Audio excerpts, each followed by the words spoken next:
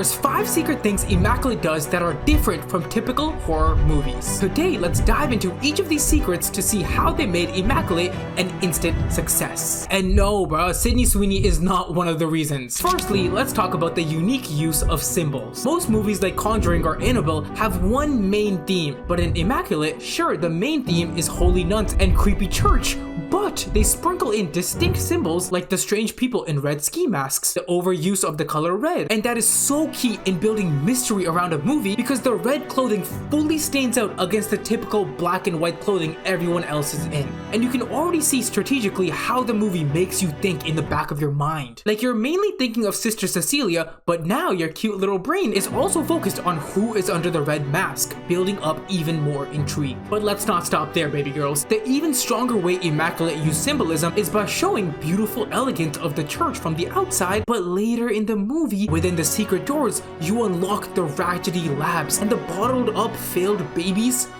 Hello, babies? And you're left stunned that all of this is somehow happening within this beautiful church you saw in the beginning. In traditional movies, a haunted home looks like a haunted home. So the fact that this movie did its best to deceive us and show us a beautiful setting at first was so attractive. Anyways, the even crazier strategy the movie uses is the fact that it repeats horror so often. After the first night of horror occurrences, there was legit 3 minutes of daytime until Cecilia went right back to bedtime, where she proceeded to get molested by a sister. This kept me on my brown toes so much because unlike typical horror movies, which give you more breathing room because, oh, it's daytime, surely nothing's gonna happen now, and then boom, a bird hits your window. And this is so important because once the movie builds these expectations in the start, now your mind is on constant alert. And daytime, which is usually a safe spot for movies, like whenever you see a daytime scene, you're like, okay, all the horror is gone.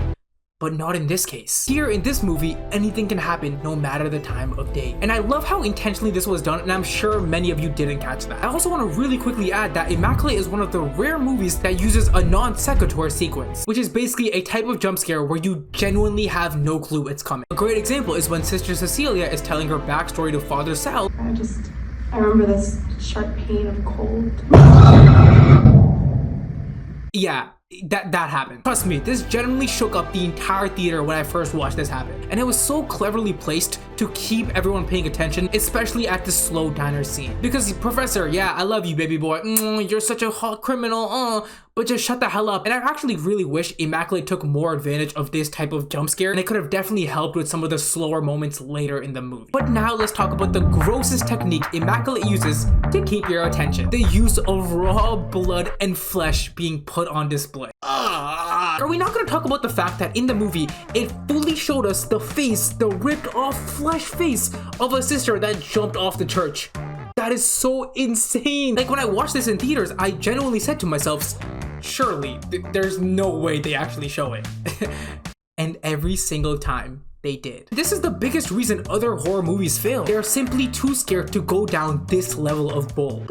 But don't get me wrong, guys. This is a very risky game to play because although the movie is receiving so much publicity for this type of boldiness, it did come with a lot of backlash and negative reviews. Like you're not gonna get a movie where you see a tongue being straight up cut out of someone's mouth and expect all positive reviews. There's just no way. But enough yapping, baby girls. Let's talk about something truly spectacular. Something very rare in the horror genre. Having multiple subplots. Now, as usual, let's start the comparison by taking a traditional movie, The Boy. In the movie, the entire plot is based on the baby doll. It's easy to focus on him, where he came from, and his story. But what if I felt funny, quirky, and in a funny mood, and I added 2 mini plots, such as a girl counterpart or a mysterious neighbor that always has a strange look when the boy comes around? Do you guys get where I'm going with this? As long as the mini plots don't fully take away from the main picture, they help out a ton by keeping things fresh and engaging. And in Immaculate, you can easily count out 3 storylines. Sister Cecilia being pregnant, the people of the church's hidden secret,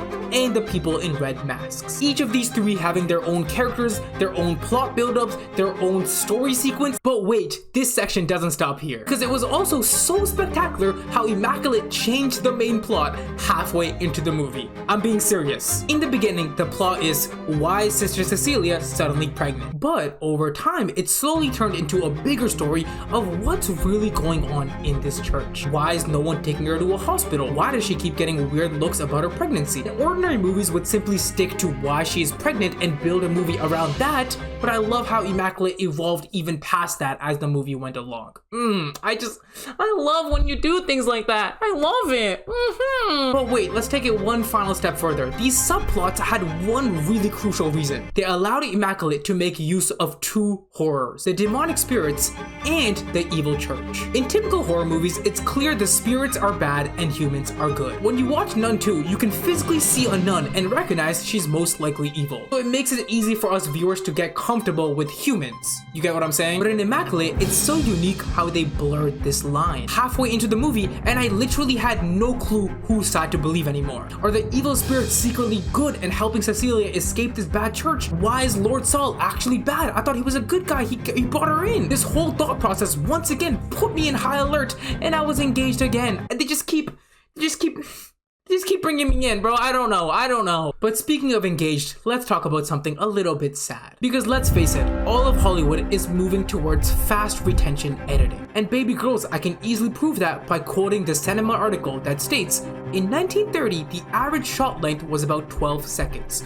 About 85 years later, the average shot length has been reduced to only 2.5 seconds. An almost 80% decrease. And horror movies are definitely part of the problem because most of them now use 36 different angles for every single haunting. Take for example around 6 minutes into Nun 2, where the priest was lifted into the air and engulfed in flames, which in general was a very attractive idea, but they felt the need to cut back and forth 94 times between the boy and the man and the fire and the zoom-ins. But just imagine for a second how raw and eerie the scene would have felt if instead it was 10 seconds of him burning with no cuts, and all you could hear is his scream getting louder and louder by the second. Someone sent me that little contract, bro. Someone sent me that little piece of paper I can sign and let me fly me out, bro. Guys, the more and more we receive this one type of edited media, the more our brain secretly starts desiring the opposite, simply because it's something new and fresh in our mind. Why do you guys think it was so engaging watching Sydney Sweeney giving birth for 15 uncut seconds? I can think of some, like, they could definitely be because, like, she's hot as hell, she's beautiful, I love her hair, I actually want to be part of her. It's so engaging because I could feel my brain getting confused on why this scene is lasting so long. Like, hello, my family's, like, sitting right here. Sydney, any minute now, just finish this whole, like, pregnancy thing up. Hello? Like, what? But that's exactly what this sinister movie wants. It wants to make you feel uncomfortable. And baby girls, this bold strategy clearly worked, hence the thousands of Reddit comments praising the raw, uncut nature of just this ending scene alone. To be honest, this movie was almost as good as Dune 2, whose review you can watch here, a random movie right here. I love you guys, make sure you subscribe.